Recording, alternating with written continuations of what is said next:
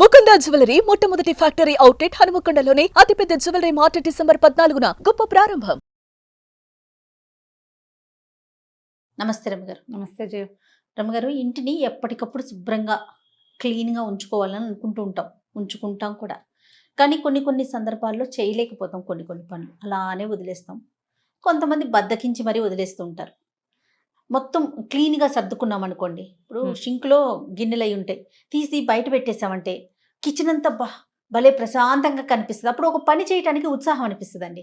లేవగానే పక్క దుప్పట్లు కానీ బెడ్షీట్స్ కానీ మడత పెట్టరు, చాలామంది ఫోల్డ్ చేయరు, అట్లానే వదిలేస్తారు. ఇల్లు చేసుకుంటారు, తుడి చేసుకుంటారు, మిగతా అన్నీ అయిపోతాయి. కానీ ఎంత చేసినా ఆ రూమ్లోకి వెళ్తే కంఫర్ట్గా అనిపించదు. అలానే బట్టలు కూడానండి, నలిగిపోయి ముడతలు వచ్చేసి ఉతికిన బట్టలు ఎప్పటికప్పుడు తీగ మీద నుంచి తీసి వెంటనే ఫోల్డ్ చేసుకుంటే నీట్గా ఉంటుంది. మనం ఈ కుర్చీల మీద వేసి ఆ బెడ్ల మీద వేస్తే ముడతలు అయిపోతే అసలు ఉతికిన ఫీలే రాదు. అవును కదా రామగారు. మనం ఇవన్నీ బద్ధకము, పని చేయలేకపోవటము, సమయం చాలకపోవటము, మనకు మళ్ళీ రోజు బయటకు వచ్చేసేయటము, మనం తప్పిస్తే ఆ పని చేసేవాడు ఇంట్లో ఇంకొకడు లేకపోవటము, ఇలాంటివి కొన్ని ప్రాబ్లమ్స్ ఉంటాయి. అవును. కాకపోతే ఏంటంటే మనకి చిన్నప్పుడే 2వ క్లాసు 1వ క్లాసు ఉతికిన బట్టలు ధరించి, శుభ్రంగా ఉతికిన బట్టలు ధరించి అనేది ఒక పాయింట్ చెప్తూ ఉండేవాడు. ఉతికిన బట్టలు వేసుకోవటం అంటే శుభ్రంగా ఉన్నవి అని అర్థం. ముడతలు, నలిగిపోయినవి అలాంటివే కాదు అని. ఇస్త్రీ బట్టలు అని నియమం లేదు అందులో. అవును. బట్టలు ఉతికితే బాగా ఉతికాం శుభ్రంగా, దాన్ని గట్టిగా పిండాలి, తడంతా పోయేదాకా దాన్ని బాగా గట్టిగా దులిపి ఆరేయాలి. అప్పుడు ముడతలు అవి ఆ తడితో చక్కగా కిందకు వచ్చేస్తాయి. అసలు బట్టలు దులిపారేరు చేయ ఇప్పుడు. అవును. ఇందులో నుంచి తీసి ఇలాగే వేసేస్తే మీద పడేయటమే, పడేస్తే అది అట్టముక్కలాగా అవుతుంది, శుభ్రంగా ఉండదు. దాని మీద ఉన్న ముడత గీత పోవు. మీరు పిండి బాగా దులిపి ఆరేసి చూడండి, కరకరలాడుతూ ఎంత బాగుంటాయో అవి. లేకపోతే చెకముక్కల్లాగా ఉంటాయి. చీరలు కూడా అంతే, ఏం బాగుండవు. నిలువు మడతలు పెడతారు, అడ్డమడత ఇలా కుర్చీ పెట్టకుండా ఇట్లా పొడుగ్గా తీస్తారు. ఆ పొడుగ్గా తీసిన చీర అస్సలు బాగోదు. అడ్డగా కుర్చీయే పెట్టుకోవాలి, అంతే పద్ధతి. అయితే ఇది జనరల్గా ఏంటంటే చాలా మందికి ఎప్పుడు ఒక డౌట్ వస్తూ ఉంటుంది, బట్టలు నలిగిపోతే ఏమవుతుంది, చూడ్డానికి బాగోదు అంతేగా అని. మనం వేసుకున్న బట్టలు లేదా మనం పడుకునే పక్కలు ఇవి మన తాలూకు మనసుని క్యారీ చేస్తాయి. మనతో పాటే కదా మన మనసు ఉండేది జయ. ఎప్పటికీ బట్టలు వేసుకున్నాం, ఓ చీర కట్టుకున్నాం, ఓ డ్రెస్ వేసుకున్నాం అనుకో, మనం వేసుకుంటాం, మన శరీరం మీద ఉంటుంది, చూసేందుకు జనానికి మనం కనపడతాం. ఇప్పుడు ఈ బట్టలు దేన్ని క్యారీ చేస్తున్నాయి? మనని, మన మనసు, మన బ్రెయిన్, మన తాలూకు మూడ్స్ అన్నిటినీ కూడా మన వ్యక్తిత్వం, మనని పూర్తిగా వ్యక్తిత్వంతో సహా మనని బట్టలే క్యారీ చేస్తాయి. అవును. ఇప్పుడు మన బట్టలు ఒంటి పొంగి మనం చూసుకోం కదా, ఎదుటి వాళ్ళు చూసుకుంటాం కదా అనిపిస్తుంది. ఎదుటి వాళ్ళు కదా చూసేది, మనం చూసుకోము. కానీ మనకు తెలుసు కదా మనం మురికిగా ఉన్న బట్టలు వేసుకుని ఉన్నామని, నలిగిపోయిన గుడ్డలు వేసుకుని ఉన్నామని. ప్రెషర్ఫుల్గా ఫీల్ అవుతాం మనం. దాన్ని కంఫర్ట్ ఉండదండి. కంఫర్ట్ ఉండదు. ఎలా ఉంటుందంటే మన సబ్కాన్షియస్లో ఒక నలిగి అణిగిన భావన ఉంటుంది. పక్కలు కూడా అంతే, పక్క శుభ్రంగా ఉంటే ప్రశాంతంగా నిద్ర పడుతుంది. అదే నలిగిపోయినవి, పాచి పక్కలు, నిన్న పొద్దున వేసుకున్నటువంటి దుప్పట్లు, ఉన్నప్పుడు వేసుకున్నవి, ఆ తర్వాత ఏమో కప్పుకుని వదిలేసిన బెడ్షీట్లు ఉంటాయి కదా, కంఫర్టర్లు పెద్దవి కప్పుతారు, నీట్గా మడత పెట్టరు. ఇవన్నీ కూడా మన ప్రశాంతతని పాడు చేస్తాయి. ఒక రోజులో ఒక పూటలో కాదు, లాంగ్ రన్లో. మనము చక్కగా తెరిపిగా ఉండేలాంటి వ్యవహార శైలి ఉండదు మనకి. ఇల్లు కూడా అంతే, నువ్వు అన్నట్టు సింకులో గిన్నెలు, స్టవ్ గట్టంతా చీదరబాదరగా ఉంటే ఏం బాగుంటుంది? అవన్నీ క్లియర్ చేస్తే చక్కగా చిక్కు తీసిన ఫీలింగ్ ఉండి హాయిగా ఉంటుంది. అంతే. ఈ హాయి మనకి ఒక్క గ్లాన్స్లో ఒక్కసారి తగులుతుంది బ్రెయిన్కి, అంతే. వంటింట్లోకి వెళ్ళి రాత్రి అంతా శుభ్రం చేసుకున్నాం, ఆ నైటీ తడిచిపోయింది, బట్టలు విప్పారేసి చక్క మంచి నైటీ వేసుకుని హాయిగా పక్క మీద పడుకున్నాం. పొద్దున్న లేచి బ్రష్ చేసుకుని వంటింట్లోకి రాగానే వంటిల్లు తెరిపిగా ఉంటే ఒక చిక్కు తీసిన భావన మనకి 1 సెకండ్ వస్తుంది జయ. ఆ 1 సెకండ్ బ్రెయిన్ ఎంత బాగా యాక్టివ్ అయిపోతుందంటే ఆ రోజు పనంతా బాగా చేయగలుగుతాం. ఎంతసేపు మా ఇల్లు ఎంత బాగుందో, మా ఇల్లు ఎంత నీట్గా ఉందో అని అనుకోం మనం, అలా అనిపించదు. ఒక్క క్షణపు ప్రశాంతత మన మిగిలిన అన్ని పనుల మీద ప్రతిబింబిస్తుంది.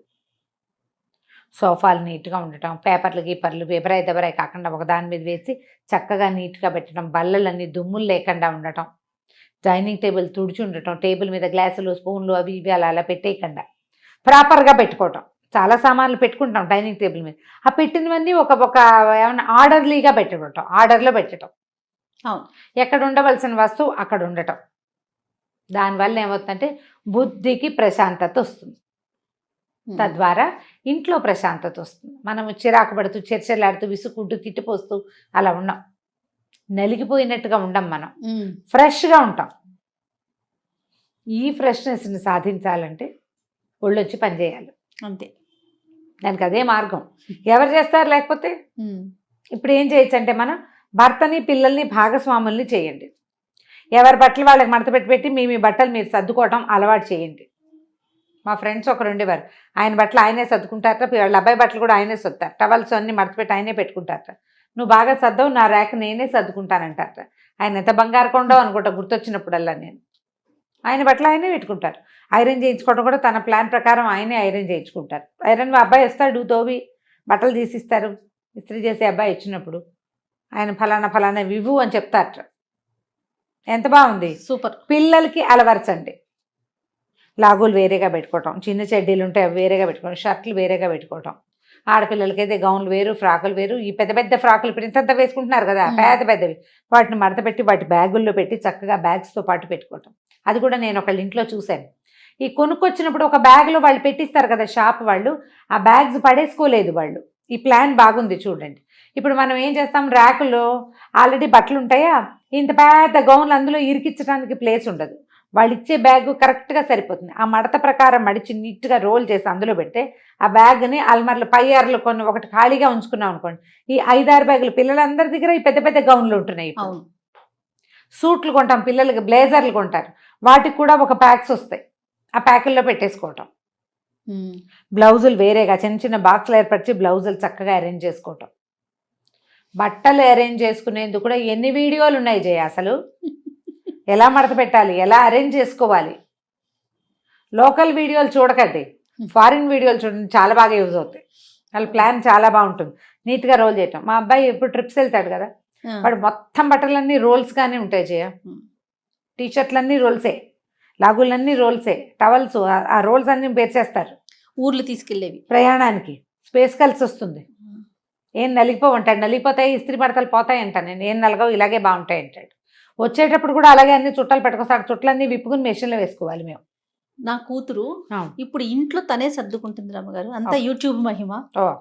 ప్రతి ఫ్రాక్ అయినా టీ షర్ట్ అయినా ఇలా ఇంతే రమ్మగారు, అంతే ఫోల్డింగ్స్. నేనేమో చక్కగా నేను కానీ అమ్మ కానీ చక్కగా బిల్ల మడతలు వేసి పెడతాం, మొత్తం ఓపెన్ చేసి రోల్ చుట్టేసుకుంటుంది. ఇలాగే పెట్టుకోవాలి మమ్మ, చుట్టుకుని ఇట్లా ఇట్లా ఇట్లా నుంచో పెడుతున్నారు. అంతే రమ్మగారు. అంటే ఇప్పుడు ఈ చక్క ఫ్రాకులు ఉంటాయి కదా నిలబడేవి, వాటిని రోల్ చేయలేం, కానీ టీ షర్ట్లు లాగులు అవి ప్యాంట్లు పైజమాలు అవన్నీ రోల్ చేసేయచ్చు.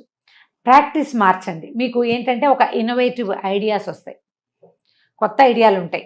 బయట చూస్తూ ఉండండి, ఇలా చూస్తున్నా కదా, నన్ను చూస్తున్నప్పుడు అన్నీ చూడొచ్చు మీరేం చక్క. ఏదో ఒకటి కొత్త ప్లాన్ మార్చితే, అల్మార్లు మార్చుకుంటే, కిచెన్లో సెటప్ మార్చుకుంటే, దుప్పట్లు మార్చుకుంటే, దుప్పటి వేసుకునే విధానం మార్చుకుంటే, బట్టలు పెట్టుకునే విధానం ఐడియాస్ మార్చుకుంటే చాలా కొత్తగా ఉంటుంది జీవితం. ఎంత డిఫరెంట్గా ఉంటుందో డైనింగ్ టేబుల్ అరేంజ్మెంట్ దగ్గర నుంచి. మనం ఎలాగో బోల్డని హోమ్ టూర్లు కూడా చూస్తున్నాం కదా అందరివి, వాళ్ళవే ఐడియాలు ఏమైనా కొన్ని ఉంటే క్యాప్చర్ చేయండి, వాటిని ఓన్ చేసుకోండి.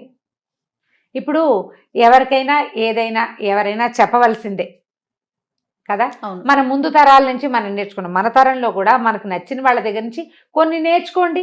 నేను పుస్తకాలు చదువుకోండో అని చెప్తా, నేర్చుకుంటున్నారు కదా. కొన్ని పిల్లలకి కథలు చెప్పండి అని చెప్తున్నామా, అది నేర్చుకుంటున్నారు.